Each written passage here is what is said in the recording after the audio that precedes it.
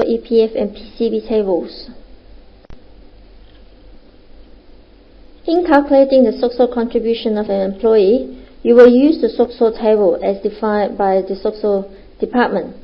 Now the table basically is broken down into the salary range of the employee, i.e. the gross pay that's received by the employee, and this is followed by the contribution of the employer, contribution of the employee, and the total contribution. So this column here is where only the employer makes a contribution. Now in terms of our example, Mr. Robert Tan, salary is 2005, and so we need to scroll down until we get to where the salary bracket is within that of Mr. Robert Tan. As you can see, the maximum salary for contribution of EPF is $1,900. Now since Mr. Robert Tan's gross salary is 2005, Mr. Tan is only required to contribute a maximum of $9.75, and therefore the employer contribute a much higher amount compared to that of the employee. Next, we'll look at the calculation for EPF contribution. Similar to SOCSO, there's also a table that's provided by EPF for you to reference when calculating an EPF contribution.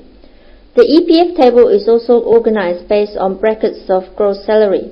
So in this case, if you're earning $1,900 to $1,920, then the contribution by the employee will be $212 and the employer is $231, and therefore the total contribution is $443.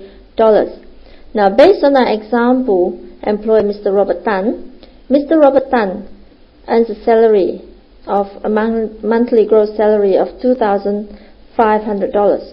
So we need to look for an entry where, so in this case, the gross salary brackets from $2,480.01 up to $2,500.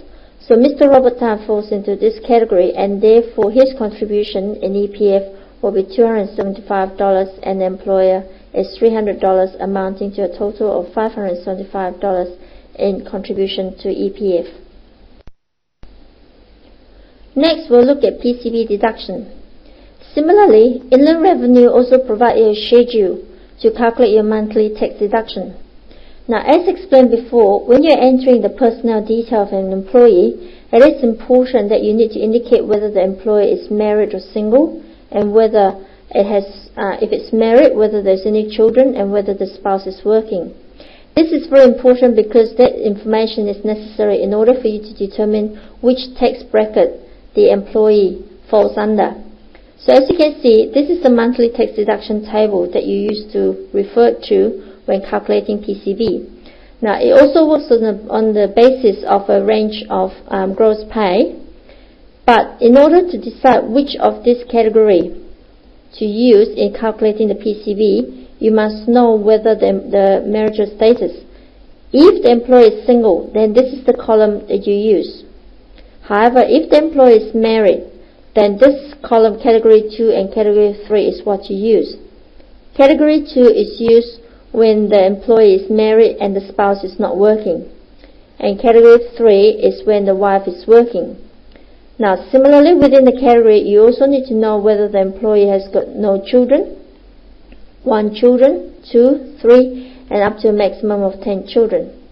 Now using the example of our employee Mr. Robert Tan, Mr. Robert Tan earns $2,500.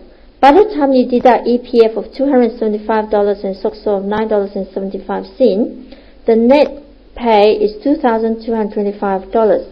And using the as amount to index into this table, you see that 2201 to 2250 is the category that Mr. Robert Tan falls under. But because Mr. Robert Tan is married, he will fall under category 2 since his wife is not working.